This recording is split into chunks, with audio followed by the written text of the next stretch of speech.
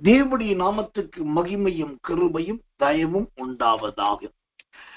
அப்போஸ்தலனாகிய பவுல் ரோமருக்கு எழுதின நிருபம் 15ஆம் அதிகாரம் 32வது வசனம். ரோமர் 15:32 வாசிக்கிறேன். நீங்கள் தேவனை நோக்கி செய்யும் ஜெபங்களில் நான் போராடுவது போல நீங்களும் என்னோடு கூட போராட வேண்டும் என்று நம்முடைய கர்த்தராகிய இயேசு கிறிஸ்துவின் நிமித்தமும் ஆவியானவருடைய அன்பின் நிமித்தமும் உங்களை வேண்டிக் கொள்ளுகிறேன். ஆம், இந்த ரோமர் புஸ்தகம் 15ஆம் அதிகாரம் 32ஆம் வசனத்தை வாசிக்கும் போது சொல்கிறோம், ஜெபங்களில் நான் போராடுவது போல நீங்களும் என்னோடு கூட போராட வேண்டும் என்று இங்கு அப்போஸ்தலனாகிய பவுல் சொல்லுகிறதை பார்க்க. பொதுவாக மனுஷனுக்கு போராட்டம் என்றாலே வாழ்க்கையில் வருகிற போராட்டத்தை தான் பெரிய போராட்டமாய் நினைப்பார்.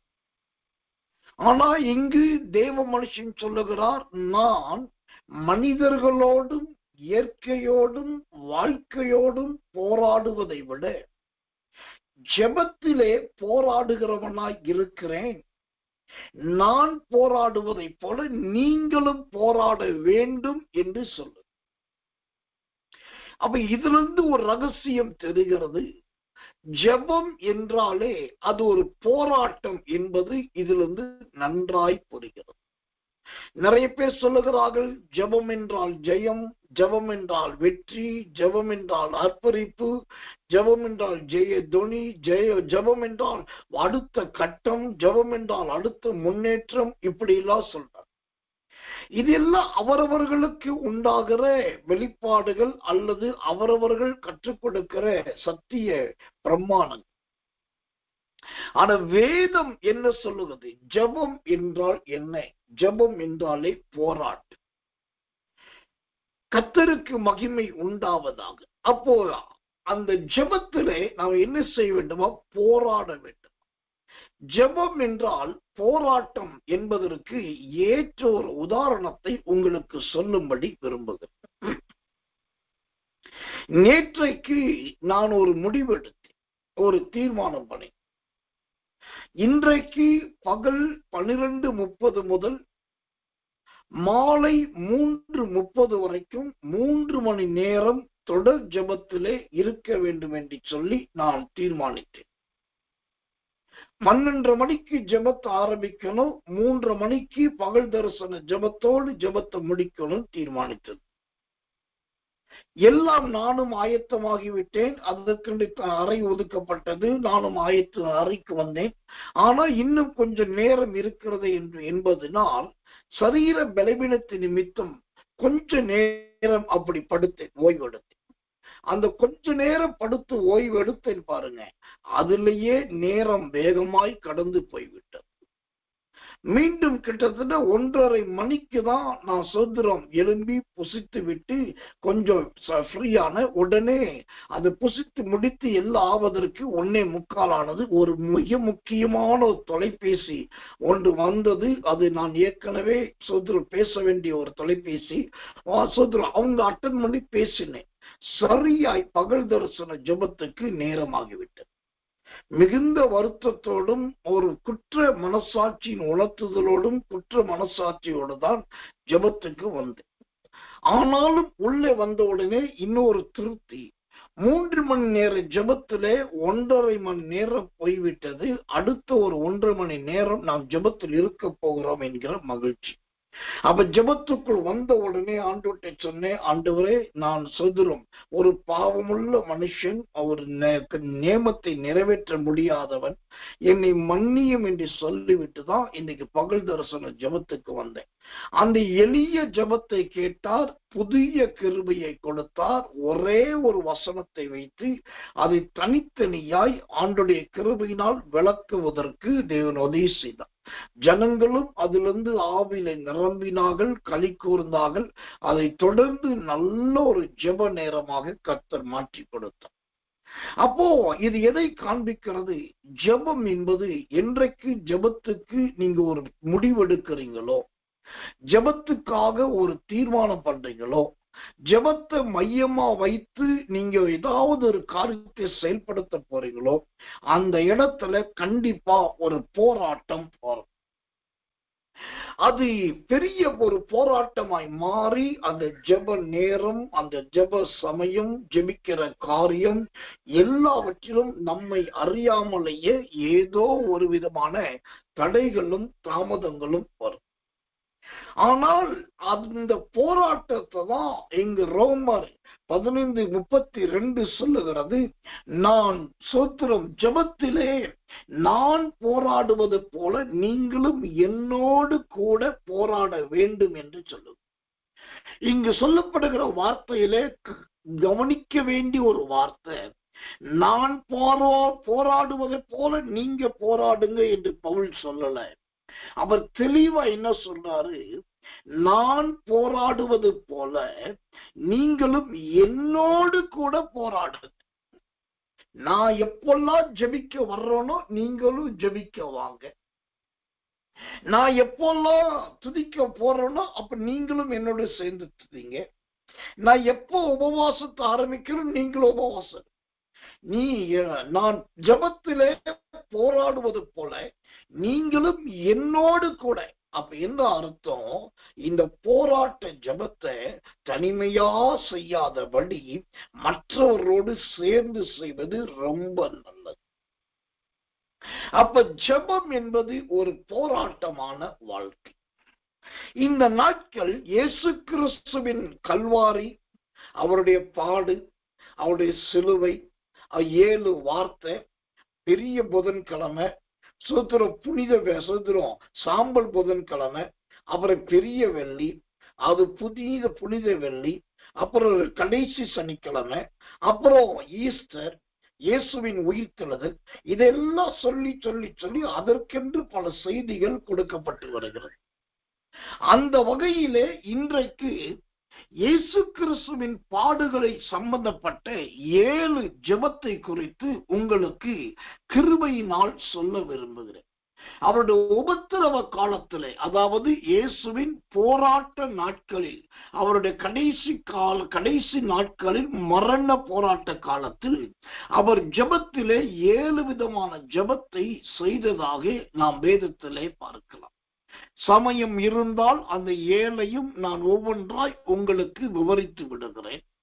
கவனமாய் கவனியுங்கள். தேவனுடைய கிருபையும் கரமும் உங்களை இப்படிப்பட்ட ஜெபத்திலே நடத்துவதாகும். இந்த 7 இயேசுவின் போராட்ட காலத்திலே அவர் ஜெபித்த 7 ஜெபத்திலே முதலாவது ஜெபத்தை குறித்து லூக்கா சுவிசேஷத்தின் புஸ்தகம் 22ஆம் அதிகாரம் 41 மற்றும் 42வது வசனங்களை வாசிக்கிறேன். லூக்கா 22:41 மற்றும் 42. அவர்களை விட்டு கல்லெறி தூரம் அப்புறம் போய் முழங்கால் படியிட்டு, பிதாவே உமக்கு சித்தமானால் இந்த பாத்திரம் என்னை விட்டு நீங்கும்படி செய்யும், ஆயினும் என்னுடைய சித்தத்தின்படி அல்ல உம்முடைய சித்தத்தின்படியே ஆக கடவது என்று ஜெபம் பண்ணினார். இந்த லூக்கா 22:41 வசனம் சொல்லுகிறது, அவர்களை விட்டு கல்லெறி தூரம் போய் அப்புறம் போய் முழங்கால் படியிட்டு ஜெபித்தார் என்று பார்க்கிறோம். இயேசுவின் போராட்ட காலத்திலே அவர் ஜெபித்த 7 ஜெபங்களிலே முதல் ஜெபம் நல்ல முழங்காலின் ஜெபமாய் இருந்தது. கர்த்தர் நல்லவர், கர்த்தர் நல்லவர், கர்த்தர் நல்லவர். அப்படியானால் இந்த முழங்கால் ஜெபம் எதை குறிக்கிறதா இருக்கிறது? கர்த்தர் நல்லவர், இந்த முழங்கால் ஜெபம் எதை விவரிக்கிறதா இருக்கிறது? கர்த்தருடைய நாமத்துக்கு மகிமை உண்டாவதாக. ஒவ்வொரு வித ஜெபத்துக்கும் ஒவ்வொரு விதமான பதில் உண்டு, ஒவ்வொரு விதமான கிரியையும் உண்டு. அதிலே இந்த முழங்கால் ஜெபம் எதை கொண்டு வரும் என்று சொன்னால், அதற்கு பலவிதமான ஆதாரங்கள், வசனங்கள் வேதாகமத்திலே உண்டு. அதுல ஒன்று நான் உங்களுக்கு சொல்லுகிறேன். பிலிப்பியருக்கு எழுதின நிருபம் 2ஆம் அதிகாரம் 10வது வசனம். பிலிப்பியர் 2:10. இயேசுவின் நாமத்தில் வானோர் பூதலத்தோர் பூமியின் கீழானோருடைய முழங்கால்கள் யாவும் முடங்கும்படிக்கு. இந்த முழங்கால் ஜெபத்திலே அங்கு என்ன நடக்கிறது? முதலாவது இயேசுவின் நாமம் தானாகவே செயல்பட ஆரம்பிக்கிறது. பரிசுத்த வேதத்திலேயே பல ஆயிரக்கணக்கான நாமங்கள் எழுதப்பட்டிருக்கிறது. ஆனா அந்த எல்லா நாமத்தை விட இயேசுவின் நாமம் தானாகவே எப்படி மேலே வருகிறது, உயர்கிறது என்று சொன்னால், தேவ ஜனங்கள் போடுகிற முழங்கால், அந்த முழங்கால் ஜெபத்தினாலே நம்பர் 1 இயேசுவின் நாமம் அங்கு விளங்குகிறது. 2வது வானோர் பூதலத்தோர் பூமியின் கீழானோர், அதாவது 3 பெரும் உலகங்கள். வான மண்டலம் ஒரு உலகம், பூதலத்தோர் என்று சொல்லுகிற சுத்திரம் குறித்த காலத்துக்கு முன்பாக மறித்து சுத்திரம் தேவ ஜனங்கள் இருக்கிற அந்த பகுதி. 3வது பூமியின் கீழான பூமியிலே வாழ்கிறவர்கள். இந்த எல்லாரும் ஒருமனப்பட வைக்கணும் அப்படின்னா அதற்கு ஒரே வழி இந்த முழங்கால் ஜெபம் தான். இந்த முழங்கால் ஜெபத்துக்கு என்று கர்த்தர் நல்லவை, நிறைய விசேஷங்கள் உண்டு, நிறைய சாட்சிகளும் ஆதாரங்களும் உண்டு. அப்ப இந்த முழங்கால் ஜெபம் இயேசு ஜெபித்தார். அந்த முழங்கால் ஜெபத்துல இயேசு ஜெபித்த முழங்கால் ஜெபத்துக்கும் இன்றைக்கு நாம் ஜெபிக்கிற முழங்கால் ஜெபத்துக்கும் என்னையா வித்தியாசம்? நாம் முழங்கால் படியிட்டு ஜெபித்தா என்ன நடக்கும் என்று கேட்டால் அதற்கு அழகான ஒரு ஆதாரத்தை காண்பிக்கிறேன். அப்போஸ்தலர் நடபடிகளின் புஸ்தகம் 9ஆம் அதிகாரம் 40வது வசனம். அப்போஸ்தலர் 9:40 வாசிக்கிறேன். பேதுரு எல்லாரையும் வெளியே போகச் செய்து முழங்கார் படியிட்டு ஜெபம் பண்ணி பிரேதத்தின் பக்கமாய் திரும்பி, தபித்தாலே எழுந்திரு என்றார். அப்பொழுது அவள் தன் கண்களை திறந்து பேதுருவை பார்த்து உட்கார்ந்தாள். இங்கு இந்த முழங்கால் ஜெபம் என்ன செய்கிறது? இந்த அப்போஸ்தலர் 9:40 படிச்சு பார்த்தீங்கன்னா, பேதுரு என்கிற அப்போஸ்தலர் முழங்காலில் நிற்கிறார். ஆனா அங்கு உயிர் போய் கடந்த பிணம், உயிர் போய் கடந்த அந்த சடலம் எழுந்து கட்டிலில் உட்கார்ந்து இருக்கு. அப்போ இந்த முழங்கால் என்ன செய்கிறது? செத்து போனவர்களையும் உயிரோடு வர வைக்க கூடியது தான் இந்த முழங்கால் ஜெபம். இதை ஆண்டவர் போராட்ட காலத்திலே, தன் உபத்திரவ காலத்திலே இந்த முழங்கால் ஜெபத்தை ஒழுங்காய் செய்து. எனக்கன்பான தெய்வ பிள்ளைகளே, சில வயது முதிர்ந்த பரிசுத்தவான்களை, நல்ல வயது மூத்த பரிசுத்த வாட்டிகளை என் கண்ணால் நான் கண்டிருக்கிறேன். அவர்கள் வயது முதிர்ந்தவர்களாய் இருந்தும் அந்த முழங்கால் ஜெபத்தை விடாதவர்கள். அதனால நடந்தது என்ன தெரியுமா? இவங்க முழங்கால் படியிட்டு யாரோ ஒருவருக்காக பாரத்தோடு அல்லது கண்ணீரோடு ஜெபித்தா போதும். அவர்கள் யாருக்கு ஜெபிக்கிறார்களோ அவர்களுக்கான காரியங்கள் உடனே நடந்து. அப்ப இயேசுவின் உபத்திரவ காலத்திலே, போராட்டத்தின் காலத்திலே அவர் ஜெபித்த 7 வித ஜெபங்களில் முதல் ஜெபம் முழங்கால் ஜெபம். அது வானோர் பூதலத்தோர் பூமியின் கீழானோர் யாவரையும் ஒருமுகப்படுத்தக்கூடிய ஒரே சக்தி இந்த முழங்காலுக்கு உண்டு. உங்களுக்கும் சொல்றேன், உங்க வாழ்க்கையில எந்த காரியம் கண்மலை போல கல்லா இருக்குது, எந்த காரியம் நகர மாட்டேன் என்கிற பாறையா இருக்குது, எந்த காரியம் உங்களுக்கு ஜெயமா முடியல, நீங்க கவலையே பட வேண்டாம். ஒரு ரகசியத்தை சொல்லித்தர. நல்லா முழங்கால் படியிடுங்க, 2 கைய மேல தூக்குங்க. அந்த ஒரு குறிப்பிட்ட காரியத்தை மனதுல வச்சு நல்லா ஸ்தோத்திரம் பண்ணுங்க. அந்த ஸ்தோத்திரம் பண்ணிட்டு நீங்க அப்படியே மறந்துட்டு அடுத்த வேலைகளை கவனிக்க போயிருங்க. அடுத்து சில மணி நேரமோ சில நிமிடமோ 1-2 நாட்களோ ஆன பிறகு நீங்க பார்த்தீங்கன்னா, அன்னைக்கு முழங்கால் படிட்டு கைகளை 2ஐயும் மேல தூக்கி கண்ணீரோடு ஜெபித்த ஜெபத்துக்கு அங்க ஒரு பெரிய நன்மை உண்டாயிருக்கும், பெரிய ஜெயம் உண்டாயிருக்கும். ஆனபடியினால் இந்த முழங்கால் ஜெபம் ரொம்ப அவசியம், ரொம்ப முக்கியம். இதை தேவன் தம்முடைய பிள்ளைகளிடத்தில் எதிர்பார்க்கிறார். கர்த்தர் நல்லவே, கர்த்தர் நல்லவே, கர்த்தர் நல்லவே. இயேசுவின் உபத்திரவ போராட்ட காலத்திலே அவர் ஜெபித்த முதல் ஜெபம் இந்த முழங்கால் ஜெபம். 2வதாக அவருடைய போராட்ட காலத்திலே இயேசு ஜெபித்த அந்த ஜெபத்தின் 2வது மாதிரி எந்த விதத்திலே ஜெபித்தார்? மத்தேயு சுவிசேஷத்தின் புஸ்தகம் 26ஆம் அதிகாரம் 39வது வசனம். மத்தேயு 26:39 வாசிக்கிறேன். ஜெபத்தோடு கவனிங்கள். சற்று அப்புறம் போய் முகங்குப்புற விழுந்து, என் பிதாவே, இந்த பாத்திரம் என்னை விட்டு நீங்க கூடுமானால் நீங்கும்படி செய்யும். ஆகிலும் என் சித்தத்தின்படி அல்ல, உம்முடைய சித்தத்தின்படியே ஆக கடவது என்று சொல்லி ஜெபம் பண்ணினார். சற்று அப்புறம் போய் முகங்குப்புற விழுந்து. இயேசு அவருடைய உபத்திரவ காலத்திலே, போராட்ட காலத்திலே அவர் ஜெபித்த விதங்களில் 2வது விதம் என்னவென்று சொன்னால், முகங்குப்புற விழுந்து ஜெபிக்கிற ஒரு மனுஷனாய் இருந்தார். பேதுரு முதலாவது முழங்காலில் ஜெபித்தார். அங்கு இருந்தவர்களும் ஜெபித்தார்கள்.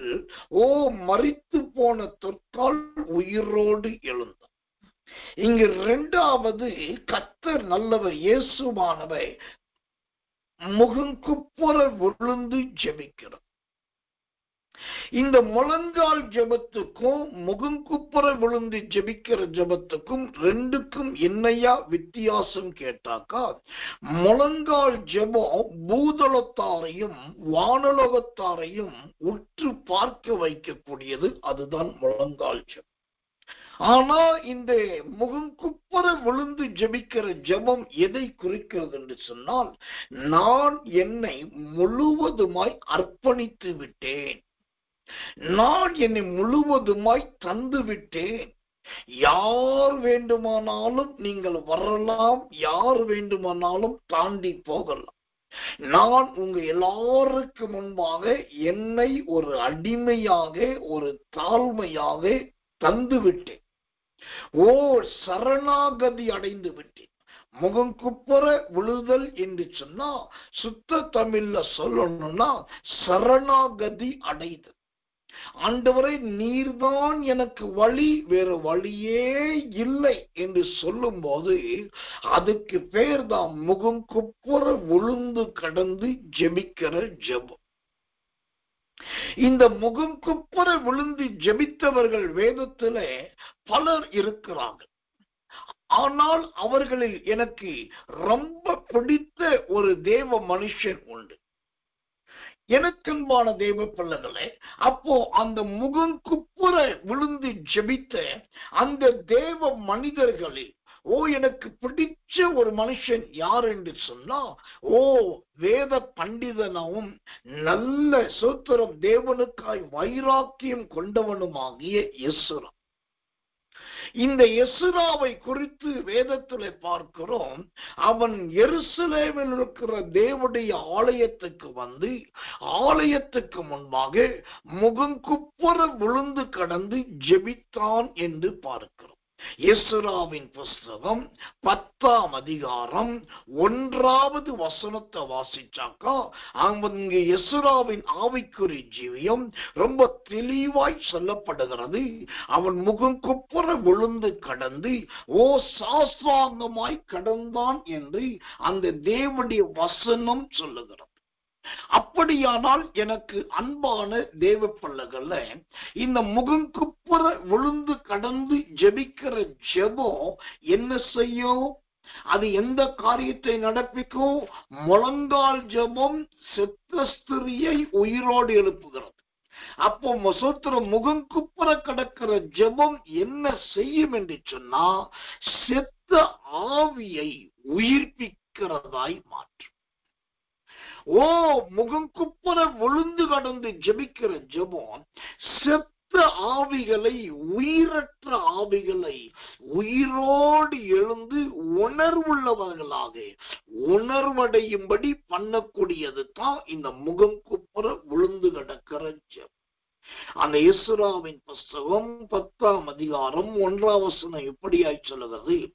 எஸ்ரா இப்படி விண்ணப்பம் பண்ணி அறிக்கையிட்டு அழுது தேவனுடைய ஆலயத்துக்கு முன்பாக தாழ விழுந்து கடக்கையில் இஸ்ரவேலின் புருஷரும் ஸ்திரீகளும் பிள்ளைகளுமான மகா பெரிய சபை அவரிடத்தில் வந்து கூடிட்டு ஜனங்கள் மிகவும் அழுதார்கள். முகங்குப்புற எஸ்ரா விழுந்த உடனே, விழுந்து கடந்து ஜெபித்த உடனே, அதுவரைக்கும் ஆலயத்துக்கு வராத ஆண்கள் எல்லாரும் ஆலயத்துக்கு வந்தார். அதுவரைக்கும் கூடி வராத ஸ்திரீகளும் பெண்களும் கூடி வந்தாங்க. அதுவரைக்கும் சூத்திரம் என்ன சொன்னாலும் அசைவில்லாதிருந்த அந்த ஆவிக்குரிய அந்த அசைவில்லாதிருந்த அந்த சபை இப்போ பிள்ளைகளினாலும் எல்லாரினாலும் நிரம்பி வளர்த்து. அப்ப என்ன அர்த்தம்? இந்த எஸ்ரா முகங்குப்புற தாழ விழுந்து கடந்து ஜெபிக்க ஆரம்பித்த உடனே அங்கிருக்கிற ஜனங்களுக்குள் குற்ற மனசாட்சி வர ஆரம்பித்தது. நாம் ஆலயத்துக்கு போவதே இல்லை, ஜபத்துக்கு போவதே இல்லை, கூட்டத்தில் கலந்து கொள்வதே இல்லை, அது இப்படியே இருந்து விட்டோம், இனி அப்படி இருக்கக்கூடாது, இந்த வாரம் இப்போதே நம்ம ஆலயத்துக்கு போயிட்டு வந்துருவோம் சொல்லி உடனே தூண்டப்பட்டவர்களாய், உடனே ஏவப்பட்டவர்களாய் அந்த வசனம் சொல்லுகிறது. இஸ்ரவேலின் கர்த்தர் நல்லவே, புருஷரும் 2வது ஸ்திரீகளும் 3வது பிள்ளைகள். முதல்ல வந்ததே எல்லா ஆண்களும் சபையை தேடி வந்துட்டாங்க. 2வது பெண்கள் சபைகளை தேடி வந்துட்டாங்க. இன்னைக்கு சபையவே வெறுக்கிற கூட்டம் ஒரு கிறிஸ்தவ கூட்டம் இருக்குது. அவன் சரியில்லை, இவனும் சரியில்லை, அங்க சரியில்லை, இங்கேயும் சரியில்லை, எதுவும் சரியில்லை என்று சொல்லுகிற ஒரு கூட்டம் உண்டு. அவர்கள் சொல்லுகிறார்கள் என்று சொன்னால் அவர்கள் வேண்டும் என்று சொல்லுகிறார்களா என்று கவனித்து பார்த்தா சில ஊழியங்களும் சில ஊழியக்காரருடைய நடக்கையும் சில சபைகளும் கூட அப்படிதான் இருக்கிறது. ஒழுங்கீனங்களால் நிறைந்திருக்கிறது. கர்த்தர் நல்லவர், ஒழுங்கீனங்களும் தேவனுக்கு பயப்படுகிற பயம் இல்லாமையும் தன்னுடைய சுயத்தை பிரபலியப்படுத்துகிறதுமான கிரியைகள் இருக்கிறதுனால தான் நல்ல ஆவிக்குரியவர்கள் கூட இன்றைக்கு ஆராதனைகளை, ஆலயத்தை வெறுக்கிறவர்களாய் மாறுகிறார். ஆனா இந்த எஸ்ராவை பாருங்க, முகங்குப்புற விழுந்து கடந்து எப்போ ஜெபிச்சானோ அங்கு சூத்திரம் புருஷர்களும் ஸ்திரீகளும் பிள்ளைகளுமான மகா சபை வந்து கூடிட்டு. அப்ப என்ன அர்த்தம்? முகங்குப்புற விழுந்து கடந்து ஜெபிக்கிற ஜெபம் ஆவிகளை உயிர்ப்பிக்கும், ஆவிகளை ஏவும், ஆவிகளை தூண்டி கிறிஸ்துவுக்கு நேராய் நடத்தும். இதுதான் இந்த முகங்குப்புற விழுகிற அனுபவம். எனக்கன்பான தெய்வ பிள்ளைகளே, இப்படிப்பட்ட ஒரு அனுபவம் உங்களுடைய வாழ்க்கையிலே இருக்கிறதா என்று பாருங்க. சரி, இப்ப இந்த முகங்குப்புற விழுந்து கடந்து ஜெபிக்கிற ஜெபம் எதை குறிக்குது? எதற்கு அடையாளமா இருக்குதுன்னாக்கா, வெளிப்படுத்தின விசேஷம் 7ஆம் அதிகாரம் 11வது வசனம். வெளிப்படுத்தல் 7:11 வாசிக்கிறேன். தூதர்கள் யாவரும் சிங்காசனத்தை மூப்பர்களையும் 4 ஜீவன்களையும் சூழ நின்று சிங்காசனத்துக்கு முன்பாக முகங்குப்புற விழுந்து தேவனை தொழுது கொண்டார்கள். அல்லேலூயா. கர்த்தருடைய சமூகத்திலே, தேவனுடைய ஆலயத்திலே, தேவனுடைய பாதத்திலே யாராவது ஒருத்தர் முகங்குப்புற விழுந்து கடந்து ஜெபிக்கிறார்கள் என்று சொன்னால் அதற்கு என்ன அர்த்தம் என்றால், அவர்கள் தேவனை தொழுது கொள்ளுகிறார்கள். ஆண்டவர் சொன்னார் அல்லவா, பிதாவை எங்கும் தொழுது கொள்ளும் காலம் வரும் என்று சொன்னார் அல்லவா. அந்த தொழுகை தான் இந்த முகங்குப்புற விழுகிற அனுபவம். தேவனுக்கு மகிமையும் கிருபையும் தயவும் மாட்சிமையும் வல்லமையும் உண்டாவதா. அப்ப இயேசுவின் போராட்ட காலத்திலே அவர் முதலாவது ஜெபித்த ஜெபம் முழங்காலில் ஜெபித்தார். 2வது முகங்குப்புற விழுந்து ஜெபித்தார். 3வதாக அவருடைய உபத்திரவ காலத்திலே அவர் ஜெபித்த 3வது ஜெபம் எப்படிப்பட்ட ஜெபம்? லூக்கா சுவிசேஷத்தின் புஸ்தகம் 22ஆம் அதிகாரம் 44ஆம் வசனம். லூக்கா 22:44 வாசிக்கிறேன். அவர் மிகவும் வியாகுலப்பட்டு அதிக ஊக்கத்தோட ஜெபம் பண்ணினார். அவருடைய வேர்வை இரத்தத்தின் பெரும் துளிகளாய் தரையிலே விழுந்தது. ஆம், கர்த்தர் நல்லவர், கர்த்தர் நல்லவர், கர்த்தர் நல்லவர். இங்கு இயேசு ஜெபித்த ஜெபத்தின் 3ஆம் பகுதியை குறித்து பார்க்கும்போது இந்த 3ஆம் பகுதியில் 2 காரியம் சொல்லப்பட்டிருக்கிறது. ஒன்று, வியாகுலப்பட்டு ஜெபித்தார். 2வது, அதிக ஊக்கத்தோடு ஜெபித்தார். பொதுவாக எல்லா ஊழியக்காரர்களும் பிரசங்கிமார்களும் இதை சொல்லும் போது இயேசு அதிக ஊக்கத்தோடு ஜெபம் பண்ணினார் என்று சொல்லுவதை கருத்தாய் கொண்டிருக்கிறார்கள். ஆனால் நான் சொல்றேன், இங்கு ஊக்கமாய் ஜெபிப்பது ஒன்றும் பிரச்சனையே கிடையாது. ஊக்கமா ஜெபிக்கும் போது தொடர்ந்து ஜெபிக்க முடியலன்னா பாட்டு பாடுறோம், உடனே உற்சாகம் வந்துருது. பாட்டு பாடுறது மட்டும் இல்லாம டாம்பரின் அடிக்கிறோம், உடனே உற்சாகம் வந்துருது.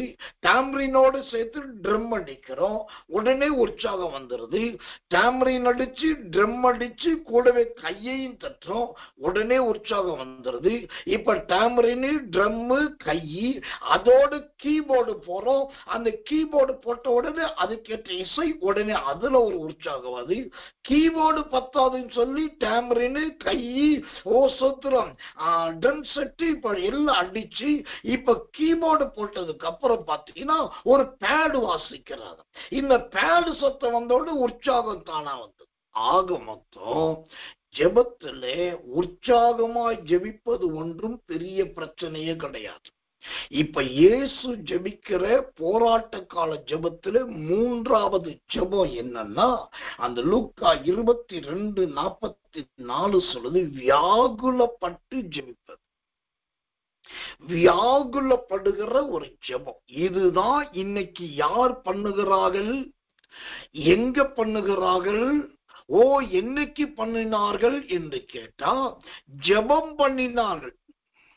ஆனா வியாகுல ஜெபம் பண்ணினார்களா என்று கேட்டால் அதற்கு பதிலே இல்லை. கர்த்தர் நல்லவே, கர்த்தர் நல்லவே, கர்த்தர் நல்லவே. எனக்கன்பான தேவ பிள்ளைகளே, ஊக்கமா ஜெபிக்கிறதுக்கு நிறைய வழி இருக்குது. ஆனா வியாகுலத்தோடு ஜெபிக்கணும்னா அதற்கு ஒரே வழிதான் இருக்கு. என்ன வழினாக்கா, சங்கீதத்தின் புஸ்தகம் 55ஆம் சங்கீதம் 4ஆம் வசனம். சங்கீதம் 55:4, என் இருதயம் எனக்குள் வியாகுலப்படுகிறது, மரண திகில் என் மேல் விழுந்தது. இந்த வியாகுலத்தோடு ஜெபிக்கணும் அப்படின்னா அதுக்கு ஒரே வழிதான் இருக்கு. ஒண்ணு, உங்க இருதயம் பாதிக்கப்பட வேண்டும். உங்க இருதயம் பாதிக்கப்பட வேண்டும். உங்க இருதயம் கிறிஸ்துவின் நிமித்தமாக வாதிக்கப்பட வேண்டும்.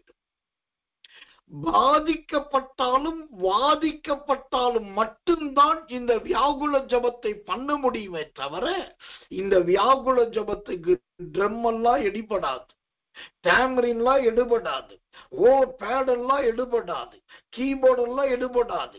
எந்த ஊழியக்காரோட உற்சாகப்பட்ட வார்த்தைகளும் அங்க ஒன்னும் சீண்டாது, தொடாது, எடுபடாது. அப்ப வியாகுல ஜபம் பண்ணணும்னா ஒண்ணு நம்முடைய இருதயம் சோத்திரம் அது காயப்பட வேண்டும், அது பாதிக்கப்பட வேண்டும். அந்த பாதிக்கப்பட்டால் மட்டும்தான் வியாகுலத்தோடு ஜெபிக்க முடியும். கர்த்தர் நல்லவே, கர்த்தர் நல்லவே, கர்த்தர் நல்லவே. ஏன்னாக்கா இந்த வியாகுலம் என்ன நடக்கும் தெரியுமா? இந்த வியாகுலம் ஒரு ஜெப வீரனை, ஒரு ஜெப வீராங்கனை எங்க கொண்டு போகும் தெரியுமா? ஒரு சந்தேகத்தின் ஆவிக்குள்ள கொண்டு போயிடும். அந்த சந்தேகத்தின் ஆவி என்பது பிசாசு கொடுக்கிற சந்தேகம் அல்ல, நல்ல சந்தேகம். என்ன சந்தேகம்? சங்கீதத்தின் புஸ்தகம் 69ஆம் சங்கீதம் 17வது வசனம், சங்கீதம் 69:17 சொல்லுகிறது, உமது முகத்தை உமது அடியனுக்கு மறையாதையும், நான் வியாகுலப்படுகிறேன், எனக்கு தீவிரமாய் செவி கொடுத்தர். ஒரு மனுஷன், ஒரு மனுஷி வியாகுலத்தோடு ஜெபிக்கிறாங்கன்னா அங்க இருதயம் பாதிக்கப்பட வேண்டும் அல்லது இருதயம் வாதிக்கப்பட வேண்டும். அங்க பாதிக்கப்பட்டாங்க, வாதிக்கப்பட்டாங்க, அந்த நேரத்துல ஜெபிக்கிறாங்கன்னா அவங்க எவ்வளவு பெரிய ஜெப வீரனா, ஜெப வீராங்கனையா இருந்தாலும் அவங்க இருதயத்துல, மனசுல ஒரு எண்ணம் வரும், ஒருவேளை ஆண்டவர் நம்மளை கைவிட்டுட்டாரோ, ஆண்டவர் தம்முடைய முகத்தை மறைச்சுக்கிட்டாரோ, ஆண்டவர் தம்முடைய செவியை விளக்கிட்டாரோ, அவர் நம்முடைய ஜெபத்தை கேட்கலையோ என்கிற ஒரு கண்ணீரும் ஒரு சந்தேகமும் வந்துடும். இந்த சந்தேகம் வந்த உடனே அவங்க பார்ப்பாங்க, இந்த நேரத்துல கலெக்டரை பார்க்க முடியாது, நீதிபதியை பார்க்க முடியாது, வக்கீலை பார்க்க முடியாது, போலீஸை பார்க்க முடியாது. அப்போ வழி என்ன? ஒரே வழி ஆண்டவர் தான். அப்போ இன்னும் கதறுவாங்க, இன்னும் போராடுவாங்க. அந்த போராடி ஜெபிக்கும் போது தான் கண்கள் இந்த கண்ணீர் தாரை தாரையாய் ஓடி வரும். கண்ணங்கள் எல்லாம் பயங்கரமாய் வீங்க ஆரம்பிக்கும். இருதயத்திலிருந்து ஒரு பெரு மூச்சு வரும். சோத்திரம் உதட்டிலே சோத்திரம் அங்கு ஒரு விதமான சோத்திரம் நீச்சுவரைகள் உண்டாகி மேல் உதடும் கீழ் உதடும் ஒட்ட ஆரம்பிக்கும். இது எல்லாம் வியாகுல ஜபத்திலே நடக்கிற சரீர மாற்றம். அவங்க முழங்கால் போட்டு ஜெபிக்க விரும்ப மாட்டாங்க. சோத்திரம் அது மாத்திரமல்ல, கர்த்தர் நல்லவன், சோத்திரம் முகங்குப்புற விழுந்து ஜெபிக்க விரும்ப மாட்டாங்க. அந்த வியாகுல ஜபத்தில் என்ன செய்வாங்க தெரியுமா? அப்படியே படுத்து உருளுவாங்க. எனக்கு இன்னைக்கு ஒரு மாற்றம் வேணும், இப்போ எனக்கு ஒரு விடுதலை வேணும் அப்படின்னு சொல்லி படுப்பாங்க, உருளுவாங்க, நடப்பாங்க, இல்லாட்டிக்கு போய் முட்டிக்குவாங்க, இல்லாட்டி சோத்திரம் மோதிக்குவாங்க, ஏதோ ஒண்ணு பண்ணிக்குவாங்க. இதுக்கு பேர் தாங்க வியாகுல ஜபம். இன்னைக்கு இந்த காலத்துல இந்த வியாகுல ஜபத்தை கற்றுக் கொடுக்கிற சபைகள் எங்க இருக்குது? இந்த வியாகுல ஜபத்தை செய்து காட்டுவதற்காக, செய்வதற்காக யார் நேரம் ஒதுக்குகிறார்கள்? இன்றைக்கு ஜெபம் எல்லாம் முழசூத்திரம் கால் மேல் கால் போட்ட ஜெபமாய் மாறிவிட்டது. சூத்திரம் ஒத்த கால கீழே வச்சு இன்னொரு கால மேல வச்சு காலாற்ற ஜபமா மாறிவிட்டது. படுத்துக்கிட்டே ஜென்டில் ஜபமா மாறிவிட்டது. ஆனா இயேசுவின் உபத்திரவ கால போராட்ட கால ஜபத்துல மூன்றாவது அவருடைய ஜபம் வியாகுலம் நிறைந்த ஜபமாய் இருந்தது. அந்த வியாகுலத்துலதான் அவர் சொல்றாரு, ஆண்டவரே இமைப்பொழுது என்னை கைவிட்டு விட்டீரோ, ஆனாலும் உருக்கமான இரக்கங்களால் என்னை சேர்த்து கொள்ளும் என்று சொல்லி இயேசு வியாகுலப்பட்டு ஜெபிக்கிறார். நீங்க ஊழியக்காரராயிருங்க, போதகராயிருங்க, நீங்க விசுவாசியாயிருங்க, பகுதி நேர ஊழியக்காரராயிருங்க, முழு நேர வேலைக்காரர்களாயிருங்க, யாரா வேணாலும் இருந்துக்கோங்க. ஆனா நான் சொல்லுகிற சத்தியம் ஒன்றே ஒன்றுதான். உங்க வாழ்க்கையில இந்த வியாகுல ஜெபம் ஒன்றை ஒரு முறை பண்ணி பாருங்க. இருதயம் பாதித்து, இருதயம் வாதித்து, முழங்கால் படியிடவும் முடியாம, முகங்குப்ப விழவும் முடியாம, இருதயம் தாக்கப்பட்டு, கண்ணெல்லாம் கலங்கி, வாயெல்லாம் புலம்பி, சுத்திர கண்ணீர் தாரைகள் வந்து, வஸ்திரமெல்லாம் வேர்த்து படுத்து உருண்டு, பதில் கிடைக்காதா, வசனம் கிடைக்காதா, வார்த்தை கிடைக்காதான்னு சொல்லி காத்திருந்து காத்திருந்து ஒரு ஜெபத்தை பண்ணி பாருங்களேன். அதுக்கப்புறம் பாருங்க, ஒரு நாளும் நீங்கள் வியாகுலத்தோடு இருக்க போவது இல்லை. அப்போ இயேசுவின் போராட்ட கால ஜெபத்திலே அவர் ஜெபித்த 3வது ஜெபம் வியாகுலத்தின் ஜெபம்.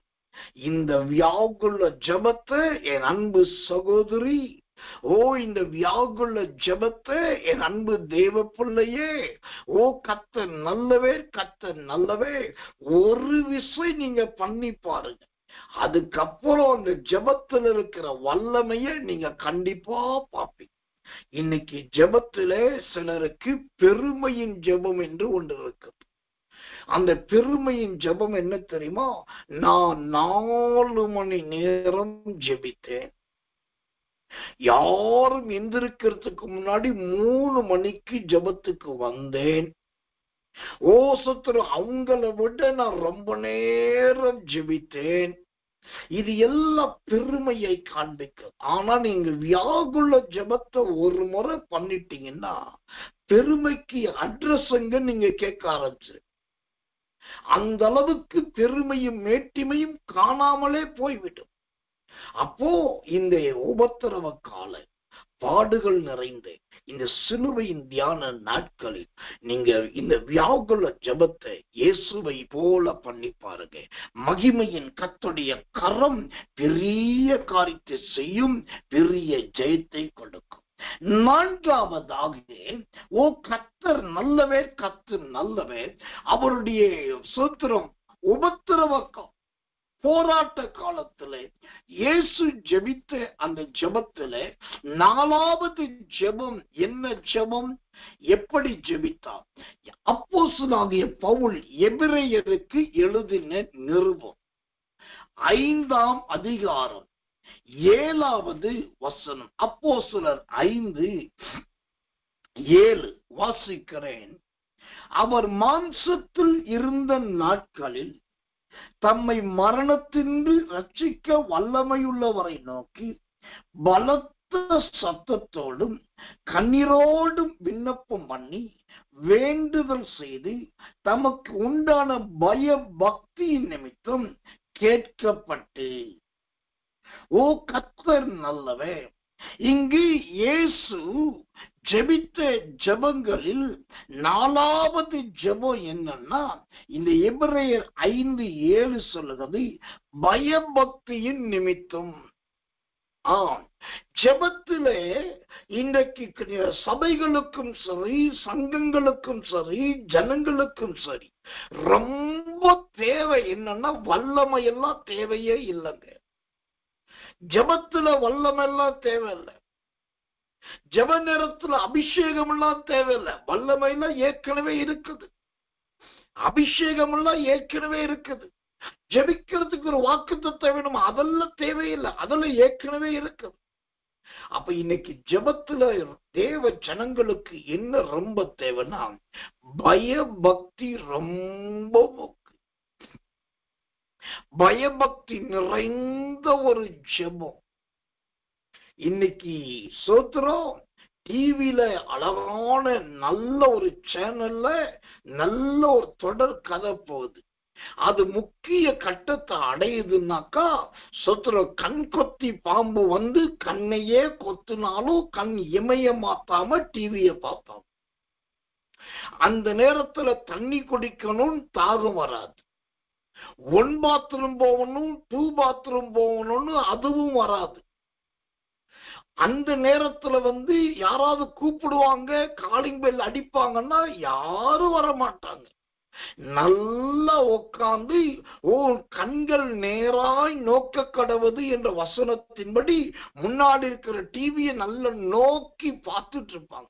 ஆனா அதே சகோதரிய அல்லாட்டி அதே பிள்ளைகளை ஜெபத்துல உட்கார்ந்து நல்லா ஜெபம் பண்ணுங்கன்னு சொன்னாக்கா, அப்பதான் ஒரு இடத்துல உடம்பு பயங்கரமா அரிக்கு, இன்னொரு பக்கத்துல தொண்டை கரங்கும், தண்ணி குடிக்கணும்னு சொல்லும்.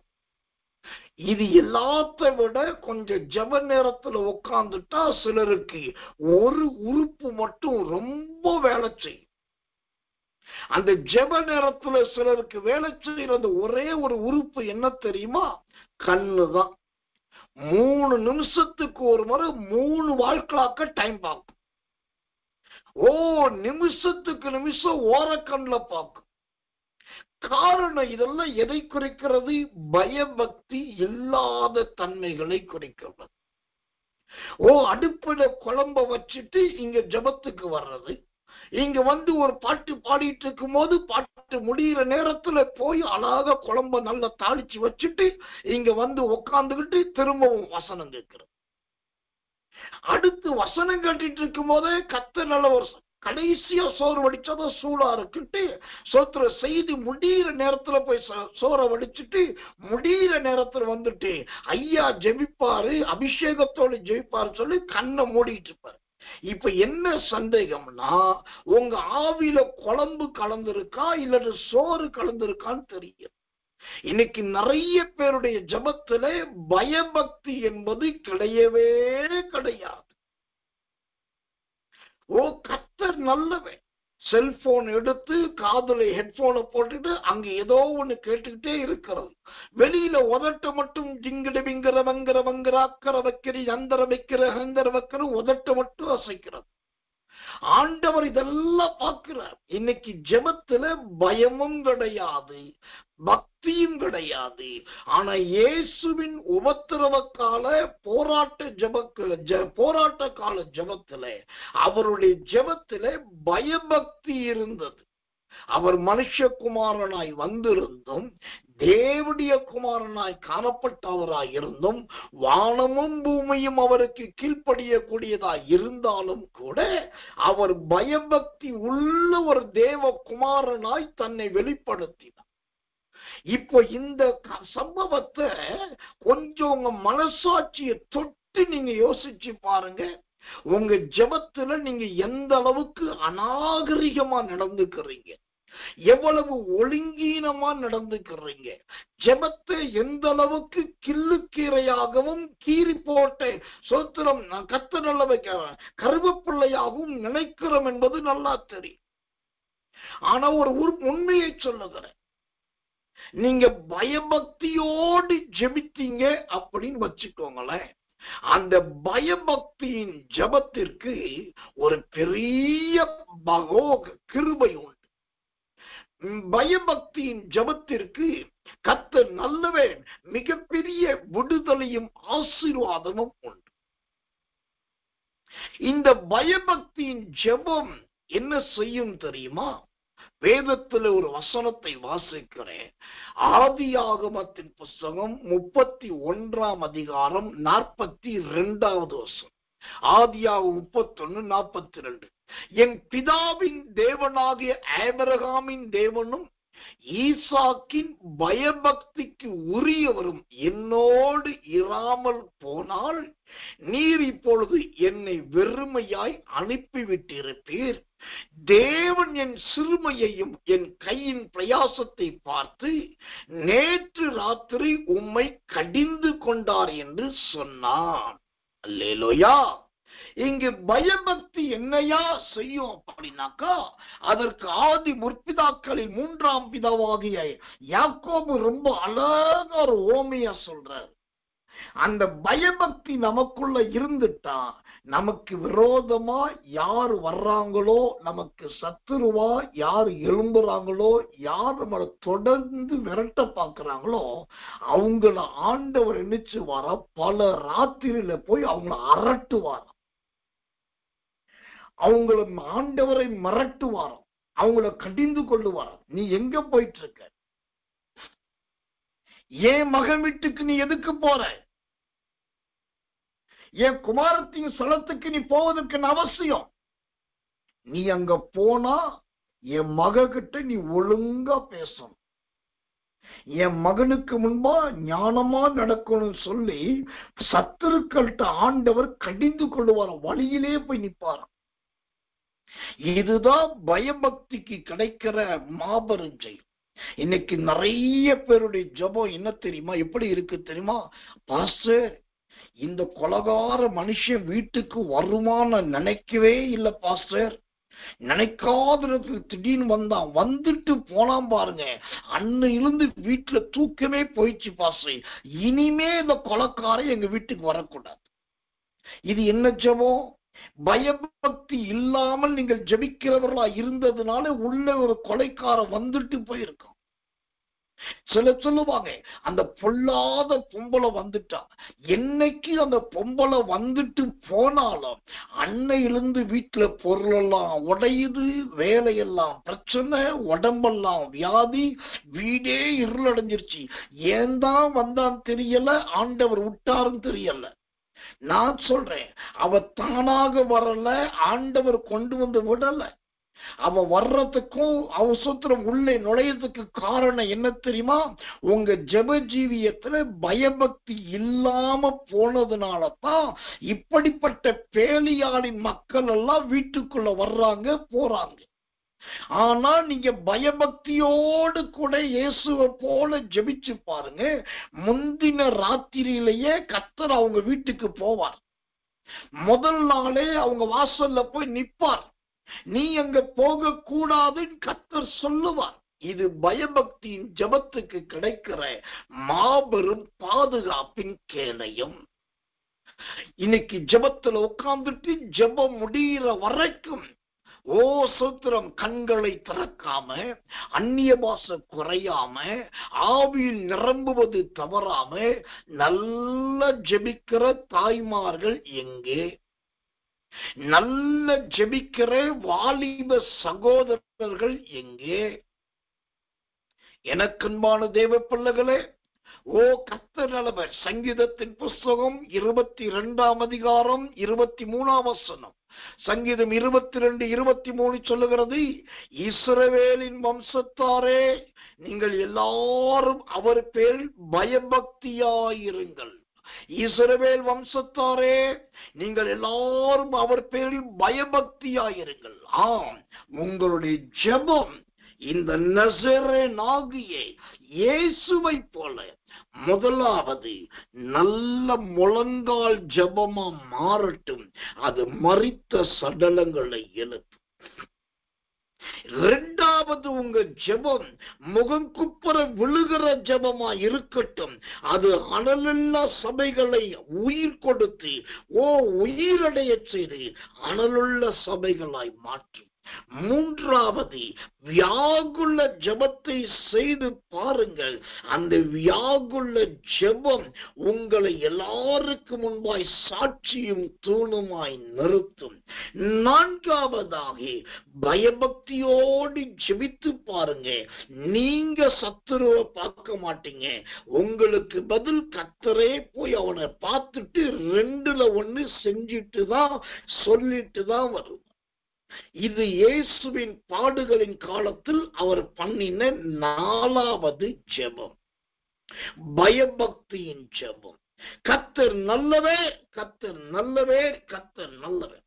5வதாக, இந்த இயேசு கிறிஸ்துவின் சோத்திரம் பாடுகள் காலத்தின் ஜெபத்திலே 5வது ஜெபம் எப்படிப்பட்ட ஜெபம்? யோவான் சுவிசேஷத்தின் புஸ்தகம் 11ஆம் அதிகாரம் 35வது வசனம். யோவான் 15 மன்னிக்கணும், 11:35 வாசிக்கிறேன். இயேசு கண்ணீர் விட்டார். 34 வாசிக்கிறேன். அவனை எங்கே வைத்தீர்கள் என்றார். ஆண்டவரே வந்து பாரும் என்றார்கள். இயேசு கண்ணீர் விட்டார். எனக்கன்பான தேவ பிள்ளைகளே, இயேசுவின் பாடுகளின் காலத்தில் அவர் ஜெபித்த கர்த்தர் நல்லவர் 5வது ஜெபம் என்ன ஜெபம் என்று சொன்னால், நல்ல கண்ணீர் விடுகிறதான அருமையான ஒரு ஜெபம். கர்த்தருடைய நாமத்துக்கு மகிமையும் கிருபையும் தயவும் உண்டாவதாக. அப்போ இந்த கண்ணீர் விட்டார் என்பது எதை குறிக்கிறது? இந்த கண்ணீரின் ஜெபம் எதை காண்பிக்கிறதா இருக்கிறது? புலம்பலின் தீர்க்க தரிசன புஸ்தகம் 2ஆம் அதிகாரம் 18வது வசனம். புலம்பல் 2:18. அவர்கள் இருதயம் ஆண்டவரை நோக்கி கூப்பிடுகிறது. சீயோன் குமாரத்தின் மதிலே இரவும் பகலும் நதி அளவு கண்ணீர் விடு, ஓய்ந்திராதே, உன் கண்ணின் கருப்பு விழியை சும்மா இருக்க ஒட்டாதே.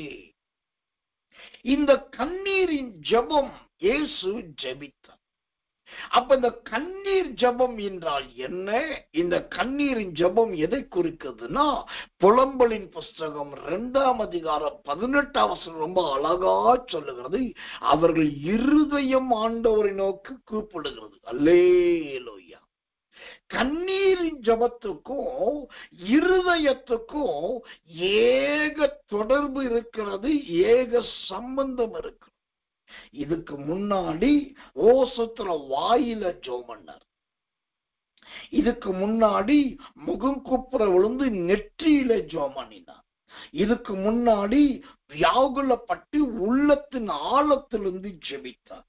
இப்போ கர்த்தர் 5வதாக பார்த்தால் அவர் எப்படி ஜெபிக்கிறார்? நல்ல கண்ணீர் விட்டு ஜெபிக்கிறார். கண்ணீர் விட்டு. 4வது அவர் ஜெபித்தது பயபக்தியோடு, மூடின கண்ணை திறக்கல. இப்ப 5வது கண்ணீரோடு ஜெபிக்கிறார். அந்த கண்ணீரோடு ஜெபிக்கும் போது என்ன நடக்குது? இருதயம் ஆண்டவரை நோக்கி கூப்பிடுகிறது. அல்லேலூயா. கொஞ்சம் யோசிச்சு பாருங்க. உதடுகளின் சத்தத்துக்கும் இருதயத்தின் சத்தத்துக்கும் நிறைய வித்தியாசம் உண்டு. உதடுகளின் சத்தம் மனிதர்களை கூப்பிடும், இருதயத்தின் சத்தமோ ஆண்டவரையே வர வைத்துவிடும். இதுதானையா அந்த கண்ணீரின் ஜெபத்தின் விளைவு. எனக்கன்பான தேவ பிள்ளைகளே, இந்த அருமையான இயேசுவின் இந்த கண்ணீரின் ஜெப பாக்கியத்துக்குள், கண்ணீரின் ஜெப ஸ்லாக்கியத்துக்குள் கடந்து வாருங்கள். கர்த்தர் நல்லவன். அந்த கண்ணீரின் ஜெப அனுபவத்தை நன்றாய் கர்த்தர் நல்லவன் பிரசுத்திரம் பழக்கத்திலே கொண்டு வந்து விடுங்கள். நான் நம்முடைய ஜனங்களுக்கு ஏற்கனவே சொல்லி இருக்கிறேன். ஆனாலும் தேவன் நினைவுபடுத்துகிறபடி நான் மீண்டும் சொல்லிவிடுகிறேன். அதுல குறிப்பா விசுவாசிகளுக்கு ஒரு எச்சரிப்பின் செய்தியாகவும் ஊழியக்காரர்களுக்கு ரகசியத்தின் செய்தியாகவும் இதை சொல்றேன். அது என்ன? விசுவாசிகளுக்கு எச்சரிப்பு, ஊழியக்காரர்கள் ரகசியம். ஒரு காரியத்தை தெரிந்து கொள்ளுங்க. ஒரு ஊழியக்காரன் யாரையாவது நினைத்து மனம் கசந்து கண்ணீர் விட்டு விட்டால் அந்த மனுஷன் அல்லது அந்த ஊழியக்காரி என்கிற ஊழியக்கார சகோதரி யாரையாவது நினைத்து மனம் கசந்து கண்ணீர் விட்டு ஜெபித்து விட்டால் அந்த எதிர்முனை ஆள் யாராயிருந்தாலும், எவ்வளவு பெரிய அதிகார வர்க்கமாயிருந்தாலும், அந்த இடத்துல அவர்களை தேவன் சொலகில போட்டு புடை புடை என்று அரிசியை புடைப்பதை போல புடைத்து எடுத்து விடுவார். எனக்கு தெரிந்து இந்த சத்தியத்தின் ரகசியம் தெரிஞ்சதுனால பரிசுத்த ஆவிக்கு முன்னாடி நான் கிருபையை முன்னிட்டு சொல்றேன். எனக்கு எதிராய் எழும்பின அல்லது விரோதம் பாராட்டின அல்லது நம்முடைய ஊழியத்தின் மூலமாவே சேமம் பெற்றுவிட்டு என்னை குறித்து தூற்றின முக்கியமான சிலர் உண்டு. அவர்களை குறித்த செய்தி வந்த உடனே இருதயமே உடைஞ்சி இவர்களா இப்படி ஒரு துரோகிகளாய் மாறினார்கள் நினைக்க வேண்டி வந்தது. அப்போ அழ வேண்டிய நிர்பந்தம் வந்தது. ஆனா பரிசுத்தாவிக்கு முன்பா சொல்றேன், அழாதபடிக்கு நான் என் கண்ணீரை இருத்தி கொண்டேன். கண்ணீர் வடிக்காதபடிக்கு என் கண்களை சோத்திரம் மூடாமல் விழிப்பாய் வைத்துக் கொண்டேன்.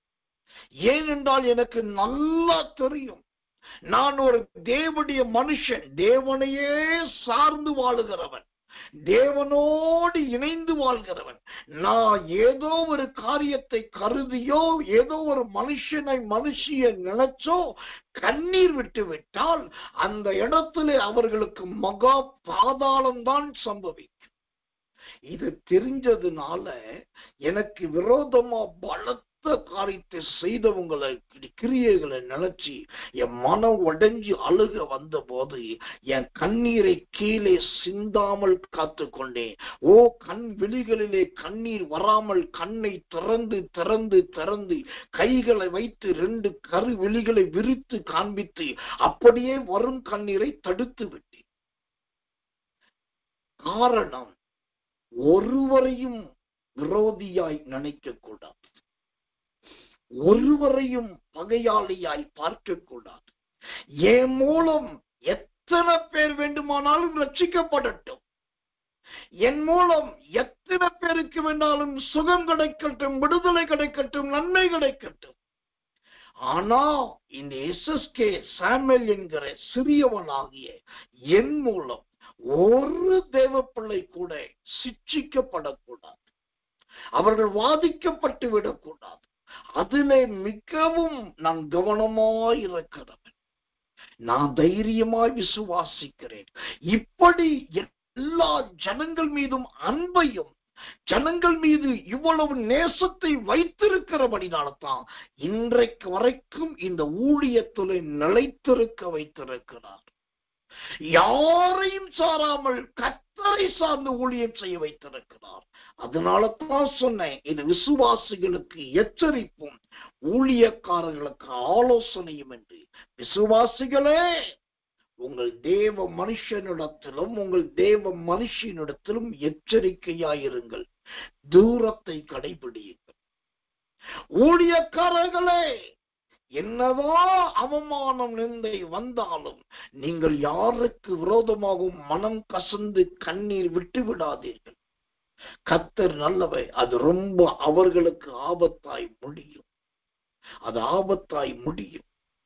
என் வாழ்க்கையில மறக்க முடியாத ஒரு சம்பவம். ஒரு போதகர் என்னை கூப்பிட்டு ஒரு கன்வென்ஷன் கூட்டம் நடத்தி, கூட்டம் முடிந்தது. சொத்திரம் கர்த்தர் நல்லவே, கிளம்பி வந்துட்டேன். நானும் மூத்த மகனும் தான் போயிருந்தோம். திரும்பி வீட்டுக்கு வந்துட்டோம். அடுத்த நாள் காலை நான் கூட்டமெல்லாம் முடிச்சு டயர்டு, நல்லா தூங்கிட்டேன். எந்திரிக்கிறதுக்கு ரொம்ப லேட்டு. என் மூத்த மகன் வெளியில போயிருந்தான், வீட்டில் தனியா இருந்தேன். கூட்டம் முடிச்சுட்டு வந்த அந்த கன்வென்ஷனுக்கு அழைத்த அந்த ஊழியக்கார கூப்பிட்டு தஞ்சாவூர் பயங்கரமா பேசி, நீங்க அப்படி பண்ணிட்டே இப்படி பண்ணிட்டே, நான் இப்படி நினைக்கவே இல்லை, நீ அங்க யாரும் யோசிக்கல, பயங்கரமா பேசிட்டார். பயங்கரமான குற்றச்சாட்டுகள்லாம் வசிட்டார். எனக்கு ஆக்ரோஷம் தாங்கல, வேதனை தாங்கல. ஏன்னா என் மனசாட்சிக்கும் நான் சுமக்கிற வேதத்துக்கும் தெரியும், அவர் சாட்டின குற்றச்சாட்டுகள் ஒன்றும் என்னிடத்தில் கிடையாது. நான் உடனே ஒரு கார் எடுத்தேன், நேரா அந்த ஊழியக்காரர் வீட்டுக்கே போயிட்டேன். எதிர்பாராதத்தில் நேரா காலையில போய் அவர் வீட்டுல போய் நின்று, நான் வருவேன் அவங்க வீட்டில் நுழைவேன் என்று எதிர்பார்க்கவே இல்லை. அவர்கிட்ட நேருக்கு நேராய் கேட்டேன், இந்த மாதிரிலாம் சொன்னீங்க, இப்போ எனக்கு ப்ரூவ் பண்ணுங்க, யாரு இதெல்லாம் சொன்னது, இது எங்க நடந்தது, எனக்கு ப்ரூவ் பண்ணுது. நான் ஒரு ஊழியக்காரன், எனக்கு தெரியும், அவரால் ஒண்ணுமே பண்ண முடியல. அப்புறம் உடனே மனைவி வந்துட்டாங்க, பிள்ளைகளா வந்துட்டாங்க. அது ஐயா வாங்க உள்ள வாங்க. நான் உள்ள வரல. கடைசியில ரொம்ப வருத்தப்பட்டு கண்ணீர் விட்டுட்டு தான், வேதனை தாங்காம கண்ணீர் விட்டுட்டு தான் வந்தேன். நடந்த சம்பவம் சில மாதங்கள் கூட ஆகல. அடுத்து நான் கேள்விப்பட்டேன், அந்த ஊழியக்காரர் மரித்தே போனார். ஆனா பரிசுத்தாவிக்கும் நான் சுமக்கிற வேதத்துக்கும் நான் சொல்றேன், அவர் மரித்துட்டார் செய்தி கேட்டதுக்கு அப்புறம் இன்னைக்கு வரைக்கும் எனக்கு நிம்மதியே கிடையாது. என் கண்ணீர் ஒரு மனுஷனை கொன்று விட்டதே என்கிற குற்றச்சாட்டு என்னை வாதிக்கிறது. இதுதாங்க கண்ணீரின் ஜெபம். இன்னைக்கு கண்ணீரின் ஜெபத்தை குறித்த சரியான ஆழம் தெரியாம, சத்தியம் தெரியாம, ஓசத்துல மேலோட்டமா விதையா விதைச்சிட்டு போயிட்டு இருக்காங்க. இந்த யோவான் 11ஆம் அதிகாரம் 35ஆம் வசனத்துலதான் இயேசு கண்ணீர் விட்டார். எங்க? தன்னுடைய சிநேகிதனாகிய லாசருவுக்காக. இவர் விட்ட கண்ணீர் அங்க என்ன பண்ணுச்சு? நாறுன நாட்டத்தை எல்லாம் மலர்ச்சியாய் சுத்திர மனமாய் மாற்றி விட்டது. செத்து போன உயிரை திரும்ப கொண்டு வந்து விட்டது. அழுகி போன உடல் அருமையான உடலாய் மாறிவிட்டது. கட்டப்பட்ட கட்டுகள் அவிழ்க்கப்பட்ட உடனே செத்து போனவன் பேச ஆரம்பித்து விட்டான். அப்போ ஒரு கண்ணீரின் ஜெபம் கல்லறையை திறக்க வைக்கிறது. கண்ணீரின் ஜெபம் அழுகின உடலை அருமையான உடலாய் மாற்றுகிறது. கண்ணீரின் ஜெபம் செத்த பணத்தை உயிரோடு வர வைக்கிறது. கண்ணீரின் ஜெபம் எல்லா யூதர்களையும் விசுவாசிக்க வைக்கிறது. இதுதான் இயேசுவின் 5வது ஜெபம், கண்ணீரின் ஜெபம். அதனால சொல்றேன், என் அன்பு விசுவாச தேவ பிள்ளைகளே, தயவு செய்து கர்த்தரோடு நடக்கிற, கர்த்தருக்காக ஜீவிக்கிற எந்த மனுஷனானாலும் எந்த மனுஷியானாலும் அவர்களை நீங்கள் துக்கப்படுத்தாதிருங்கள். அவசரப்பட்டு உங்க வார்த்தைகளை கொட்டி விடாதீர்கள். அதே சமயத்தில் ஊழியக்காரர்களே, தேவ மனிதர்களே, தேவ மனுஷிகளே, யாரை குறித்தும் உங்க கண்களிலிருந்து ஒரு கண்ணீர் வராதபடிக்கு கண்ணின் விழியை காத்து கொள்ளுங்கள். அது ரொம்ப நல்லது. அந்த உத்தமத்தை கர்த்தர் பார்ப்பார். அந்த செம்மை மார்க்கத்தை கர்த்தர் பார்ப்பார். உனக்கு நான் கண்ணீரின் அனுபவத்தை கொடுத்திருக்கிறேன். நீ அழுதுட்டினா நான் அதையே செய்வேன். ஆனா நீ அவர்கள் அழிவதற்காக அளவில்லையே, அவர்கள் ரட்சிக்கப்பட வேண்டும் என்பதற்காக கண்ணின் விழிகளை காத்து கொண்டாயே என்று சொல்லி உங்கள் தலைமுறையை கர்த்தர் காத்துக் கொள்ளுவார். இதெல்லாம் அறியப்பட வேண்டிய சத்தியம், தெரிந்து கொள்ளப்பட வேண்டிய உபதேசங்கள். கர்த்தர் நல்லவே, கர்த்தர் நல்லவே, கர்த்தர் நல்லவே. 6வதாக இயேசுவின் பாடுகளின் ஜெபம் எதை குறிக்கிறது? மத்தேயு சுவிசேஷத்தின் புஸ்தகம் 26ஆம் அதிகாரம் 42வது வசனம் மற்றும் 44வது வசனம். மத்தேயு 26, 42 மற்றும் 44 வாசிக்கிறேன்.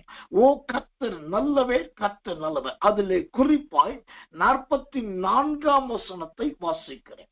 அவர் மறுபடியும் அவர்களை விட்டு போய் 3ஆம் தரமும் அந்த வார்த்தைகளையே சொல்லி ஜெபம் பண்ணி.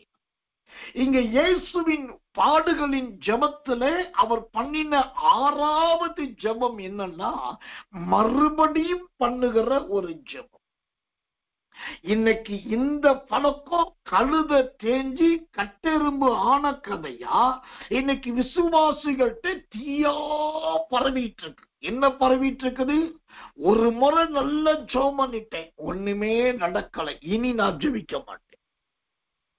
ஓ அன்னைக்கு நான் ஜெபம் பண்ணேன், இன்னைக்கு ஆயிடுச்சு, எதுவுமே ஆகல, நான் ஜெபிச்சு என்ன பிரயோஜனம்? மறுபடியெல்லாம் பண்ண முடியாது, அதுக்கெல்லாம் எனக்கு நேரம் இல்லை. ஆனா இயேசுவை பாருங்க, அவர் மறுபடியும் ஜெபித்தார். அதுல வார்த்தை சொல்ல, அதே வார்த்தைகளை, அந்த வார்த்தை சொல்லுது ஓசத்திர 3ஆம் தரம் அந்த வார்த்தைகளையே சொல்லி முறை எப்படி ஜெபிக்கிறாரோ 3ஆம் தரமும் ஜெபிக்கிறாருங்க. அப்ப இயேசுவின் ஜெபம் மறுபடி மறுபடி மறுபடி மறுபடி மறுபடி மறுபடி ஜெபிக்கிற ஜெபமா இருந்தது. ஒரு முறை ஜெபிச்சுட்டு விட்டவர் கிடையாது, தொடர்ந்து ஜெபிக்கிறார். இயேசுவின் ஜெபம் மறுபடி ஜெபம். அதனாலதான் வேதம் சொல்லுகிறது, அவர் வாக்கு கடங்காத பெருமூச்சுக்களோடு நமக்காக விண்ணப்பம் பண்ணுகிறார். பிதா ஒரு முறை கேட்கலன்னா 2வது முறை நமக்காக ஜெபிக்கிறார். ஒரு முறை நம்முடைய கண்ணீர் ஏறெடுக்கப்படாவிட்டால் 2வது கண்ணீரை ஏறெடுக்கிறார். இயேசுவின் 6வது ஜெபம் மறுபடியும் ஜெபிக்கிற ஜெபம். இந்த மறுபடியும் ஜெபிக்கிற ஜெபம் நம்முடைய தேவ ஜனங்களுக்கு நல்லா கற்றுக் கொடுக்க வேண்டிய ஒரு ஜெபம். தேவனுக்கு மகிமையும் கிருபையும் தயவும் உண்டாவதாக. அப்படியானால் எனக்கன்பான தேவ பிள்ளைகளே, இந்த மறுபடியும் ஜெபிக்கிற நல்ல ஒரு பாக்கியத்தை, இந்த நல்ல ஒரு கிருபையை ஆண்டவரை கேட்டு பெற்றுக் கொள்ளுங்க. அந்த மறுபடியும் ஜெபிக்க ஆரம்பிச்சுட்டீங்கன்னு வச்சுக்கோங்களேன், அசையாத கண்மலையும் அசைய ஆரம்பிக்கும். கர்த்தர் நல்லவே, கர்த்தர் நல்லவே, கர்த்தர். அவர் ஜெபத்துல மட்டும் மறுபடி கிரியை செய்யலங்க. மார்க்கு சுவிசேஷம் 8ஆம் அதிகாரம் 25ஆம் வசனம் சொல்லுது. மார்க்கு 8:25, பின்பு அவர் மறுபடியும் அவன் கண்களின் மேல் கைகளை வைத்து அவனை ஏறிட்டு பார்க்கும்படி செய்தார். அப்பொழுது அவன் சொஸ்தமடைந்து யாவரையும் தெளிவாய் கண்டான். இப்ப இயேசு மறுபடியும் ஜெபிக்கிறார். ஏன் மறுபடியும் ஜெபிக்கிறார்னாக்கா, மறுபடி ஜெபிக்கும் போது அந்த ஜெபம் இன்னும் தெளிவான ஜெபமாய் மாறுகிறது. அதைத்தான் மார்க்கு 8:25 சொல்லுது. அவன் சொஸ்தமடைந்து யாவரையும் தெளிவாய் கண்டான். அவர் சுகமளிக்கிற ஊழியத்துல கூட மறுபடியும் என்கிற ஒரு பகுதியை பயன்படுத்தி, அப்புறம் படகு ஏறும்போது கூட மறுபடியும் படகு ஏறினார் என்று பார்க்கும். அவர் ஒரு பட்டணத்துக்கு போகும்போது போன பட்டணத்துக்கு மறுபடியும் போனார் என்று பார்க்கிறோம். அப்ப இந்த இயேசுவின் வாழ்க்கையில் மறுபடி என்கிற பழக்கம் தொடர் பழக்கமாய் இருந்தது. அவருடைய 6வது ஜெபம் மறுபடி. வேதம் சொல்கிற 3ஆம் தரமும் அப்படி ஜெபிக்கிறார். எனக்கன்பானவர்களே, இந்த மறுபடி விடாமல் ஜெபிக்கிற அதே வார்த்தைகளை சொல்லி ஜெபிக்கிற ஜெப அனுபவம் இருக்குதான் பாருங்க. இல்லாவிட்டா சோர்ந்து போகாமல் ஜெபம் பண்ணிக்கிட்டே இருங்க.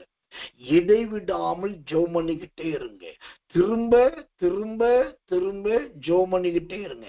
ஒரு நேரம் வரும், தெளிவாய் எல்லா காரியமும் தெரிய ஆரம்பித்துவிடும்.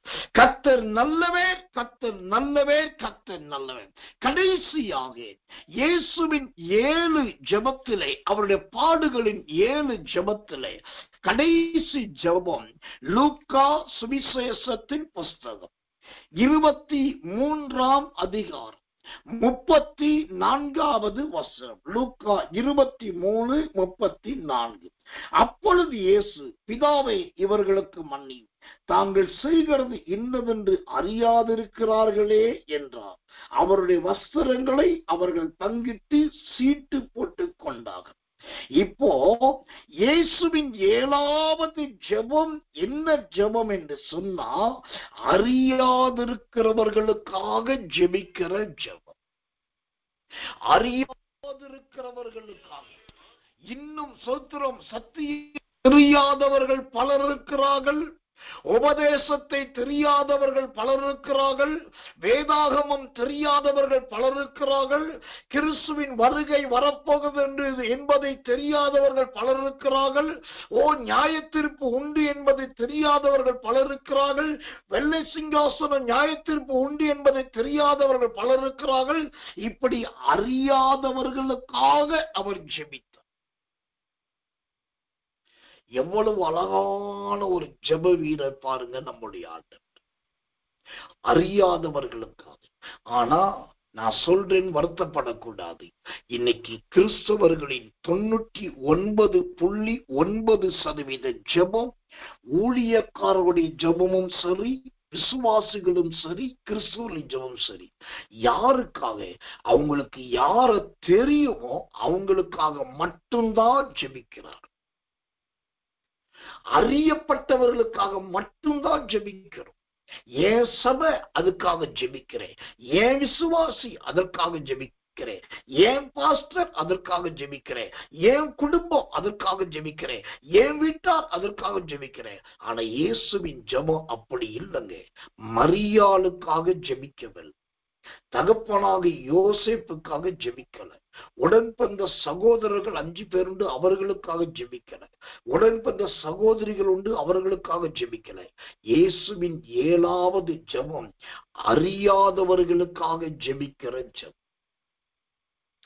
இந்த ஜெபம் தான் ஒரு மனுஷனை நல்ல ஜெப வீரத்தின் பூரணத்துக்குள் கொண்டு போகிறார். அந்த ஜெபத்துல பூரணத்தை அடையணும்னா நமக்காக ஜெபிக்கிறத விட்டுட்டு அறியாதவர்களுக்காக என்னைக்கு ஜெபிக்கிறோமோ அன்னைக்குதான் அந்த தேவனுடைய அபிஷேகம் நம்மில் பலமாய் கிரியை செய்யும். ஓ மேலே ஏறி வா என்கிற சத்தம். இந்த இயேசுவின் பாடுகளின் ஜெபத்திலே இன்னைக்கு வித்தியாசமான 7 காரியங்களை கர்த்தர் சொல்லி இருக்கிறார். இது உங்களுக்கு பிரசங்கமாக அல்ல, இது நீங்கள் கேட்டு இந்த குறிப்புகளை எழுதி வைத்து இந்த 7 ஜெப அபிஷேகத்தை எனக்கு தாங்க, எங்களுக்கு தாங்கன்னு சொல்லி ஜெபம் பண்ணிட்டு நீங்க அடுத்தது ஒவ்வொன்னா பிராக்டிக்கல்ல கொண்டு வாங்க. அதை நல்ல பிராக்டிஸ் பண்ணுங்க, அதை நடைமுறைப்படுத்துங்க, ஒவ்வொரு ஜெபத்தையும் செயல்படுத்துங்க. ஒவ்வொரு ஜெபத்தின் மூலமாய் கிடைக்கிற பதில்களையும் மாற்றங்களையும் காண்கள். இந்த செய்தியை கேட்டுட்டு என் ஆத்துமாவை கர்த்தரை ஸ்தோத்திரம் சொல்லிட்டு போறதுக்கு கிடையாது. இதெல்லாம் நீங்கள் படிக்க வேண்டும், இருதயத்தில் எழுத வேண்டும், திரும்ப இந்த செய்தியை போட்டு கேட்க வேண்டும்.